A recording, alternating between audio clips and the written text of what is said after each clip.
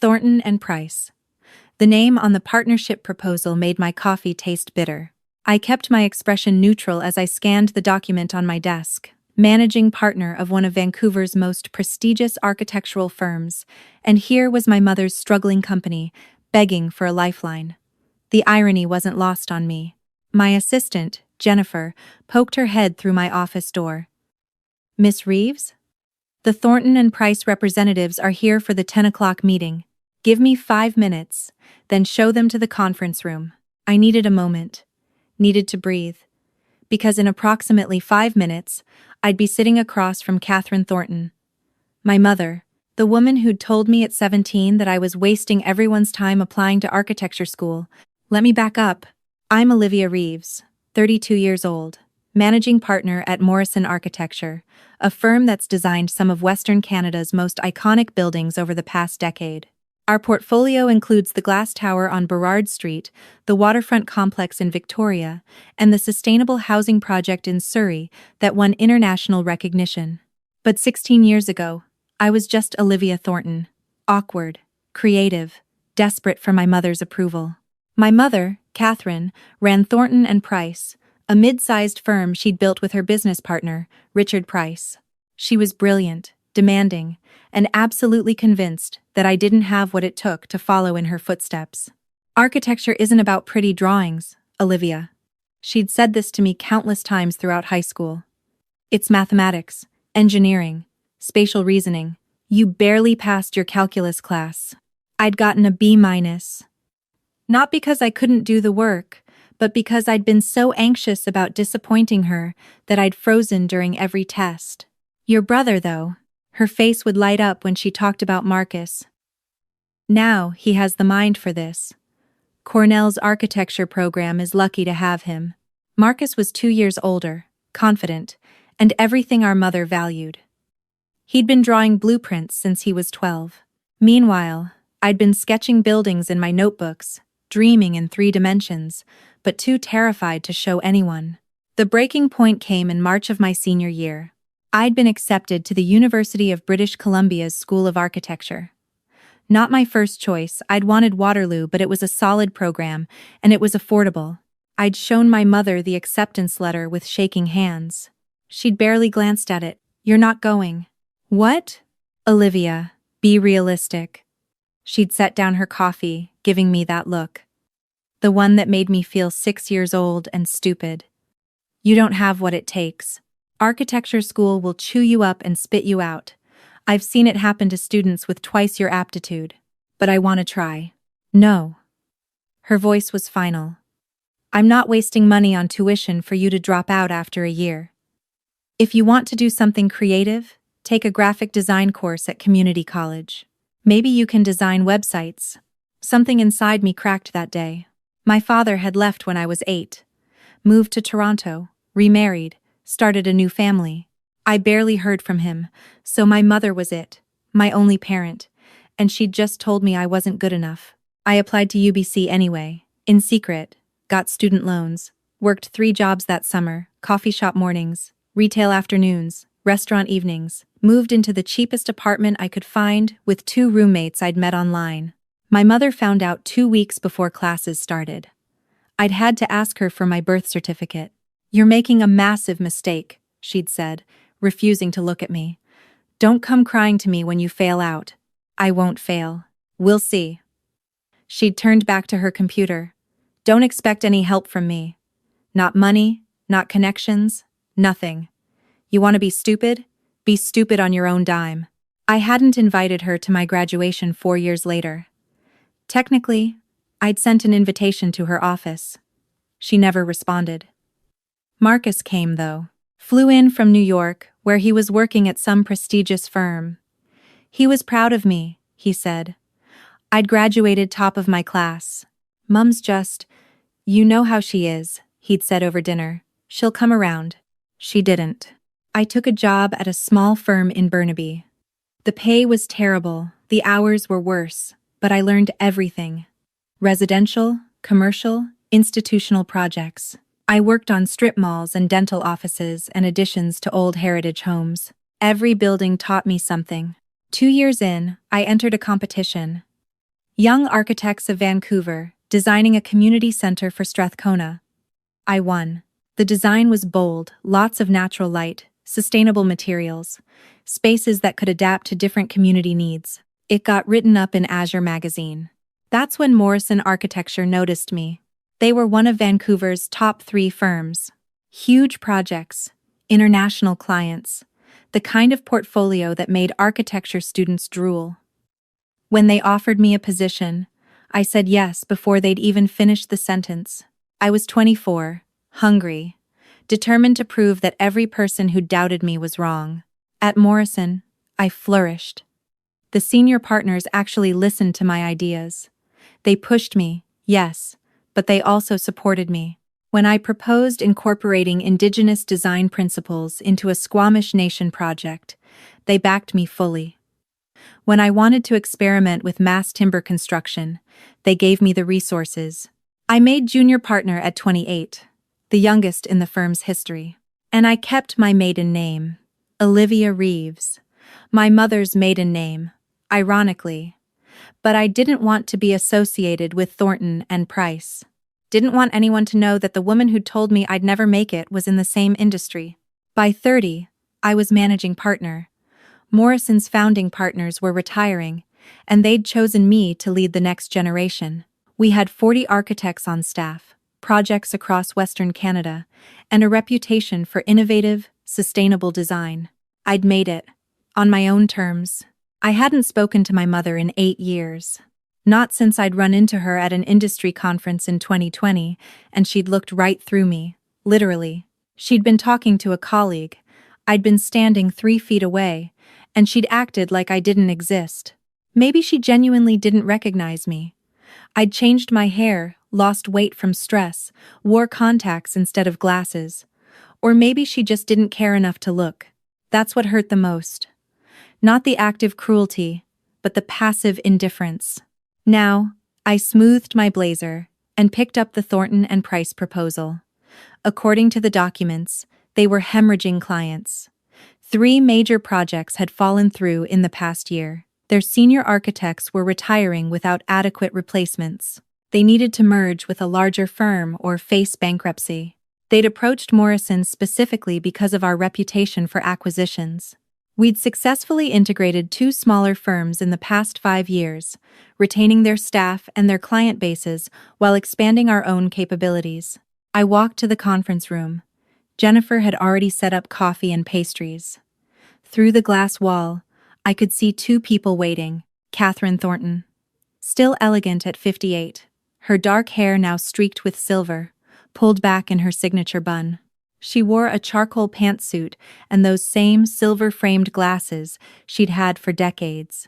Next to her was Richard Price, her business partner, late 60s, gray beard, kind eyes. I'd always liked Richard. He'd given me a book on Frank Lloyd Wright for my 15th birthday. Neither of them looked up as I entered. Good morning. I kept my voice professional, neutral. I'm Olivia Reeves, managing partner at Morrison. Richard stood immediately, extending his hand. Miss Reeves, thank you so much for meeting with us. This is Catherine Thornton, my business partner. My mother finally looked at me.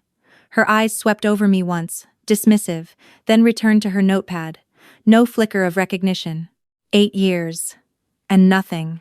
Please, sit. I took my seat at the head of the table. I've reviewed your proposal. I have several questions. For the next 20 minutes, we discussed their financial situation. It was worse than the documents indicated. They were 3 months from insolvency. Their insurance premiums had skyrocketed after a lawsuit. Half their staff had already jumped ship to competitors. My mother did most of the talking. She was professional, articulate, but there was a desperation underneath. She needed this merger, badly. I'll be honest with you, she said, leaning forward. Thornton and Price has been in operation for 34 years. We've designed significant projects across British Columbia. The Hotel Vancouver renovation in 1998. The Richmond Olympic Oval additions. The Langara College expansion. We have expertise and a reputation worth preserving. Your reputation isn't the issue, I said calmly. The issue is your financial management and your talent retention. You've lost 8 architects in 2 years. That's not normal turnover. Richard winced. My mother's jaw tightened. The industry has changed, she said. Younger architects want flexibility, remote work, unlimited vacation days. We maintained professional standards. If they couldn't handle that, they weren't the right fit. I'd heard this before. This exact attitude. The belief that demanding excellence meant treating people like machines. Morrison has a 32% retention rate over 5 years, I said. Because we treat our architects like valued professionals. We invest in their growth. We promote from within. And yes, we offer flexibility. Because we recognize that good design comes from healthy, supported people. My mother's expression cooled. I'm sure your approach works for your firm, Miss Reeves. But Thornton and Price has different values. Which is why you're here asking for a merger.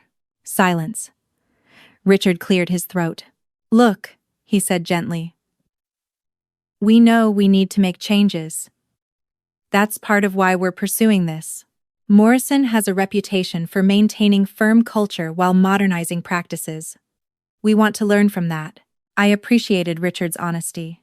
He'd always been the reasonable one. My mother, though.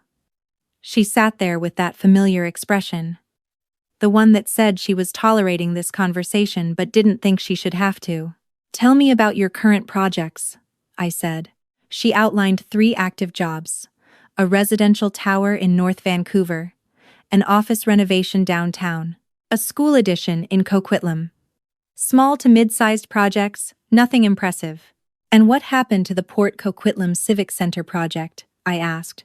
I saw you'd been awarded the contract last year. My mother's face tightened. The client decided to go in a different direction. Different direction? Or they lost confidence in your firm's ability to deliver? Miss Reeves? I don't appreciate the implication.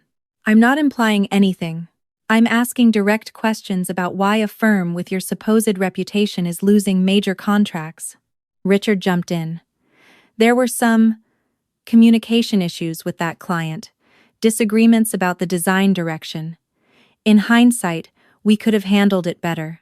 Translation. My mother had been inflexible and difficult, and the client had walked. I'd done my homework before this meeting. I'd talked to colleagues, looked at public records, made some discreet calls. The pattern was clear. Thornton and Price's decline wasn't just financial, it was cultural. My mother ran the firm like a dictatorship, and people were tired of it. Let me be direct, I said. Morrison is interested in acquiring firms with strong fundamentals and growth potential. Right now, I'm not convinced Thornton and Price qualifies. Your financials are concerning, your talent pipeline is empty, and your client relationships appear unstable. My mother's face flushed. We have over 3 decades of past success. I'm concerned about future viability. Perhaps, Richard said carefully, we could discuss what a potential partnership might look like, what Morrison would need to see from us to make this work. I appreciated that he was trying to keep things productive. But I was done dancing around the real issue. What I need to see is a fundamental shift in how your firm operates. If Morrison were to acquire Thornton and Price, we'd be integrating your staff into our culture. That means flexibility, mentorship, investment in professional development. It means treating architects like partners, not subordinates. Our architects are perfectly satisfied, my mother started. Half of them quit. She fell silent. I continued. Any merger would require significant changes to leadership structure.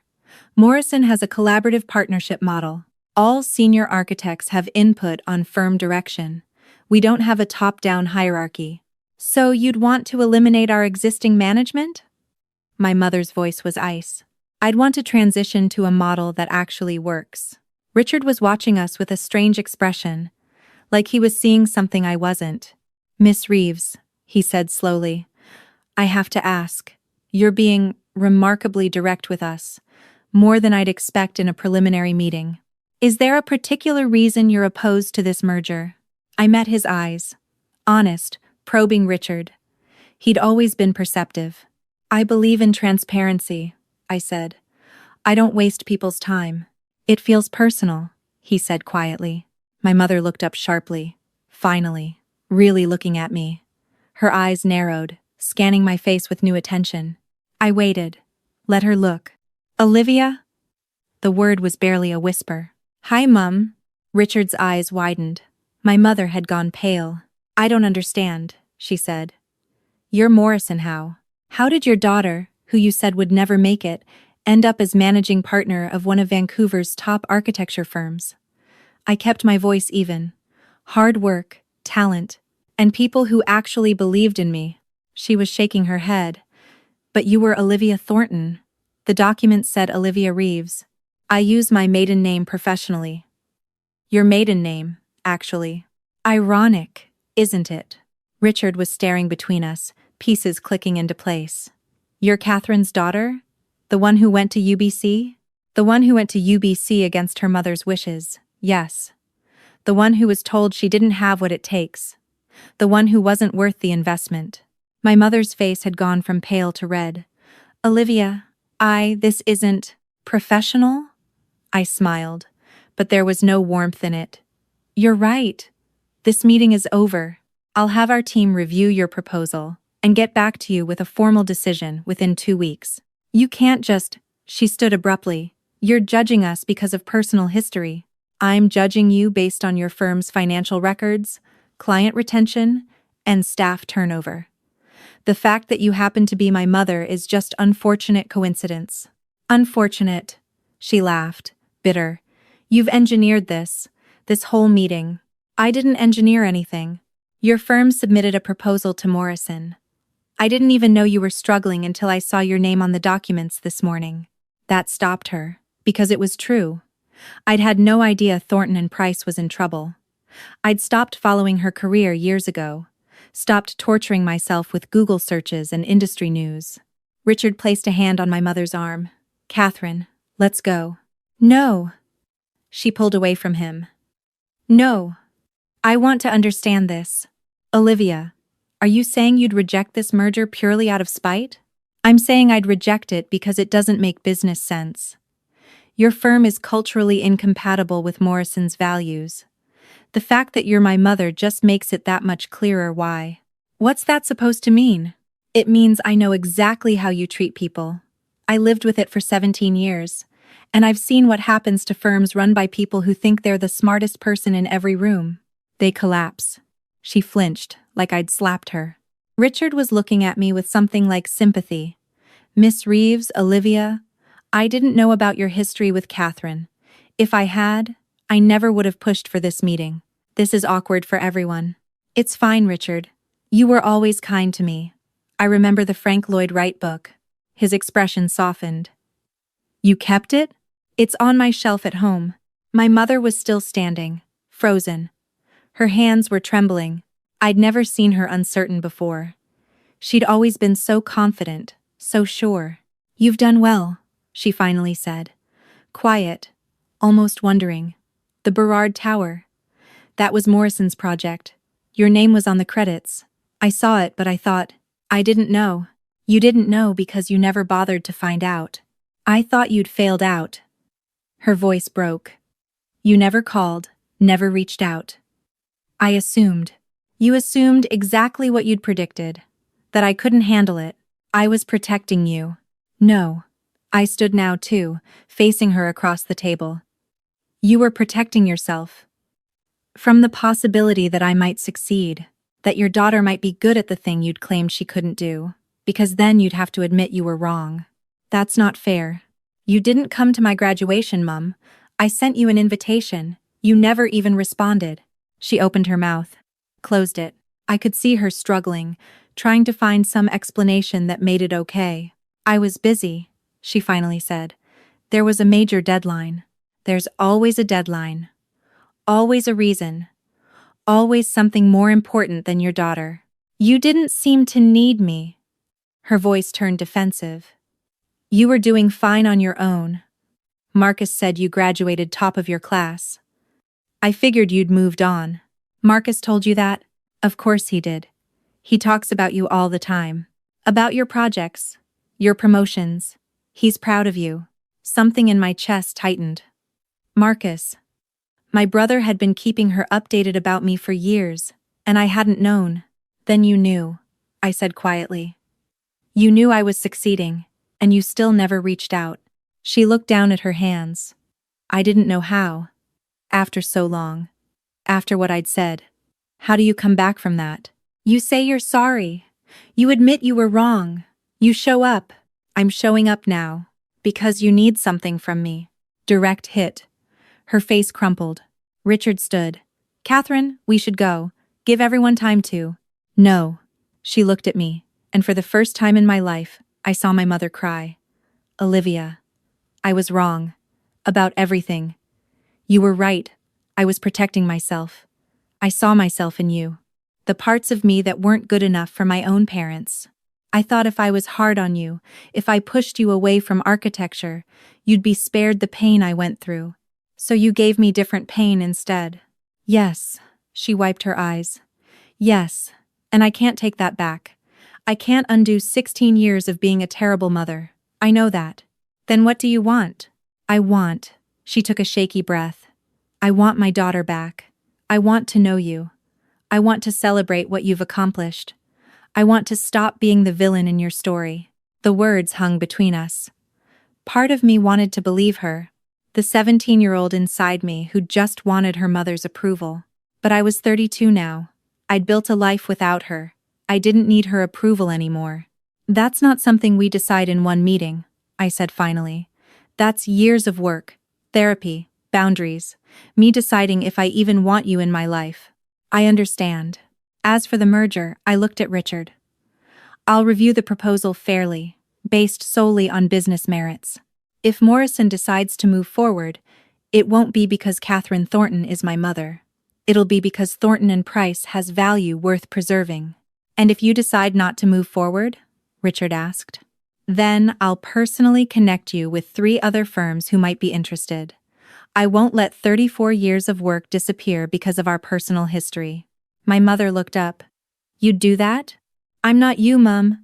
I don't sabotage people out of spite. She absorbed that. Nodded. Thank you. Don't thank me yet. Those firms will ask the same hard questions I did. About culture, management, why half your staff left. You need to have better answers. Understood. Richard gathered their materials. Thank you for your time, Miss Reeves. We'll wait to hear from you. As they moved toward the door, my mother paused. The Burrard Tower. It's beautiful. The way you used light, the public spaces. It's brilliant work. I didn't know what to say to that. The compliment I'd wanted at 17, arriving 16 years too late. Thank you, I managed. After they left, I stood alone in the conference room for a long time. My hands were shaking. I felt simultaneously powerful and exhausted, vindicated and sad. Jennifer knocked softly. You okay? That was my mother. Oh shit! She came in, closing the door. Want to talk about it? Not yet. Maybe later. Right now I need to review their actual proposal, without the emotional baggage. But over the next week, that's exactly what I did. I assembled a team. We analyzed Thornton and Price's financials, their projects, their contracts. We interviewed some of their former employees off the record to understand the culture issues. The picture that emerged was complicated. Yes, there were problems. But there was also genuine expertise. Richard, especially, was an incredibly talented architect who'd mentored dozens of young professionals. Some of their sustainable design work was ahead of its time. And despite the recent losses, they had a solid client base of smaller municipalities who valued their institutional experience. We could make it work. It would require significant restructuring, careful integration, and yes, a fundamental shift in leadership culture. But the bones were good. I called a partnership meeting at Morrison. Presented the full analysis without mentioning the personal connection. Let the team weigh in. I think we should do it, said James, one of our senior partners. But only if we're clear about the terms. They need to adopt our management structure. No exceptions. The others agreed. We drafted an offer. Full acquisition, not a merger. Thornton and Price would become Morrison's heritage division, focusing on institutional and historic projects. Richard would stay on as creative director. My mother would transition to a senior consultant role, basically retired, but with the dignity of a title. I called Richard to present the offer. "She won't like it," he said after I'd explained the terms. "Catherine stepping back from leadership. I know. But it's non-negotiable. Morrison's culture is the thing I won't compromise on. I think it's fair." He paused. "For what it's worth, I'm glad this happened." Catherine's needed to confront some hard truths for a long time. "This isn't about fixing my mother, Richard. This is about preserving your legacy and giving your staff a stable future. Can't it be both?" Maybe it could. I didn't know yet. My mother called me 2 days later, not through her assistant, not through official channels. She called my cell phone directly. Marcus must have given her the number. "I accept your terms," she said without preamble. "The acquisition, the structure, my role, all of it. Okay. And I want to take you to dinner. No business, just us. I want to start rebuilding whatever we can rebuild." I almost said no, almost hung up, but something stopped me. "One condition," I said. "We do this slowly. Dinner doesn't mean I forgive everything. It means I'm willing to try." "I understand. And therapy. If we're going to have any kind of relationship, we're doing family therapy. With a professional." "Yes. Absolutely." We met the following week at a small Italian place in Kitsilano, neutral territory. My mother arrived early, nervous. I'd never seen her nervous before. We made small talk at first, safe topics, the weather, Vancouver's housing market, Marcus and his wife in New York, their 2 kids I'd never met. Then my mother set down her fork. "I need you to know something," she said. "My mother told me I wasn't good enough. Almost the exact same words I used with you. She was an architect too, back when there were barely any women in the field. She fought so hard. And she was brilliant. But she was never recognized the way male architects were. She was bitter about it her whole life. I hadn't known this. My grandmother had died when I was young. She told me I'd gotten into school because of affirmative action, not merit," my mother continued. "That I'd always be seen as lesser. She said I should quit before I embarrassed myself." "What did you do?" I proved her wrong. I worked twice as hard as everyone else. I built Thornton and Price from nothing. I showed her. Did she ever admit she was wrong? My mother smiled sadly.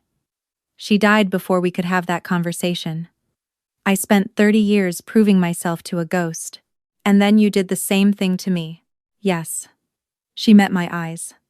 "I saw you struggling with calculus, saw you drawing instead of studying, and I panicked. I thought you were going to fail the way I almost failed. I thought I was protecting you from pain. You were giving me pain." "I know. I'm sorry. I'm so deeply sorry, Olivia." The apology sat between us, genuine, but also insufficient. Because sorry doesn't undo 16 years. Sorry doesn't give me back my graduation day, or my 20s, or the mother-daughter relationship I should have had. "I don't know if I can forgive you," I said honestly. "Not yet, maybe not ever completely. I understand. But I'm willing to try building something new. Not what we had that's gone. Something different. Where we're both honest about who we are." She nodded, crying quietly. "I'd like that." We finished dinner, made plans for therapy, set boundaries. I told her I'd need time between visits, that she couldn't expect instant intimacy. She agreed to everything. As I drove home that night, I thought about cycles. How trauma repeats across generations until someone breaks it. My grandmother hurt my mother hurt me, and I'd built a firm culture specifically designed to nurture people instead of breaking them down. Maybe that was its own kind of revenge, not hurting her back, but refusing to perpetuate the pain. The Thornton and Price acquisition finalized 3 months later. Richard integrated beautifully into Morrison's culture, mentoring our younger architects with patience and wisdom. My mother kept her consultant title but mostly stayed out of the office. She was learning, slowly, what retirement looked like. We had dinner once a month, therapy twice a month.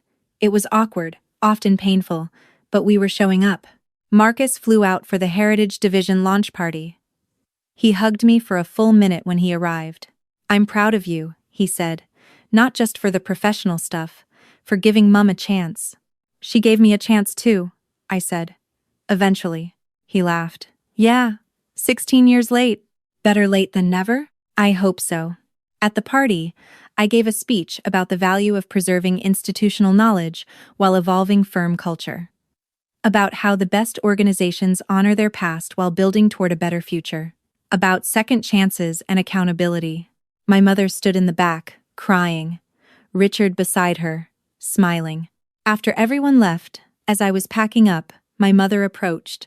I love you, she said. Simple, direct. I should have said it more. I should have shown it better. But I love you. I always did. I know, Mum. Do you forgive me? I considered the question. Honest answer? I'm working on it. Some days yes, some days no. But I'm trying. That's enough. That's more than I deserve. She was right. It was more than she deserved. But maybe that's what breaking cycles looks like. Giving people more grace than they gave you. Not because they've earned it, but because you refuse to become them. I walked her to her car, hugged her briefly, watched her drive away. Then I went back inside Morrison's office. My office. The space I'd built with my own talent, my own determination. Proof that being told you're not enough doesn't make it true. On my desk was a framed photo from the Burrard Tower opening, me cutting the ribbon, surrounded by my team. In the background, you could just barely see Marcus. He'd been there, believed in me, showed up. I'd succeeded despite my mother. But I'd also succeeded because of the people who'd believed in me when she didn't. My professors at UBC, my first boss in Burnaby, the Morrison partners who'd taken a chance on a hungry 24-year-old, Jennifer, my assistant who'd become my friend, Marcus, who'd never stopped being my brother. Success isn't just about proving people wrong, it's about finding your people. The ones who see your potential and nurture it. The ones who believe in you before you believe in yourself. And sometimes, if you're very lucky, the people who hurt you might eventually learn to become people who support you. It takes time, boundaries, honesty, therapy, work. But cycles can be broken. Wounds can heal. Not completely, maybe. Not perfectly, but enough to build something better for the next generation. That's what I learned. That's what I'm still learning. And that's a success worth celebrating.